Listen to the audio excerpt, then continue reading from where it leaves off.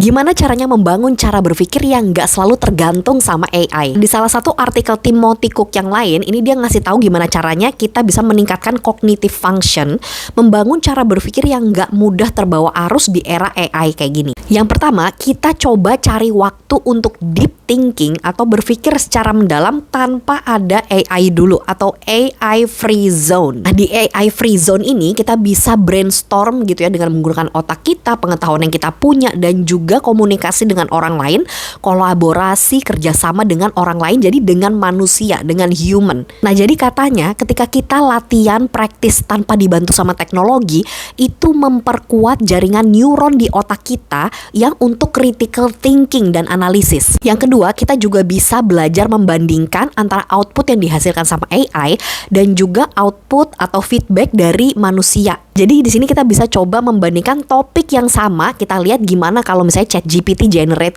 answersnya gimana, dan ketika kita bertanya, ya kolaborasi, nih kerjasama, diskusi sama orang, itu hasilnya kayak gimana, coba kita bandingkan, dan kita ngelihat perbedaannya kira-kira mana sih emang yang paling pas, atau dia complementing each other gitu. Yang ketiga, coba fokus pada proses daripada produk hasil akhir aja. Jadi kita perlu melihat the why, apa alasan dari suatu jawaban, nggak cuma langsung lihat jawabannya langsung. Jadi kita perlu untuk melihat lagi nih, kita journal, cara kita berpikir tuh kayak gimana sih, mindset kita tuh sebenarnya gimana sih, coba dikenali, coba kamu tulisin. Kita perhatikan bagaimana cara kita memutuskan sesuatu, bagaimana kita mengambil langkah, bagaimana kita mengambil kesimpulan dari suatu hal, dari suatu peristiwa, dari diri kita sendiri, itu kayak gimana. Kalau hal yang kayak gitu kan kita sebenarnya nggak bisa nanya ke AI ya, karena kita sedang menganalisa perjalanan kita sendiri, mindset kita, bagaimana kita mengambil keputusan. Nah, itu dari situ itu juga bisa menggali analytical skill kita. Dan yang terakhir tentu memperbanyak kolaborasi dan kerjasama dengan orang lain. Jadi untuk menyelesaikan suatu masalah dalam mencari jawaban, tentu kita bisa pakai AI ya, karena ChatGPT itu bagus banget, bisa ngasih masukan banyak.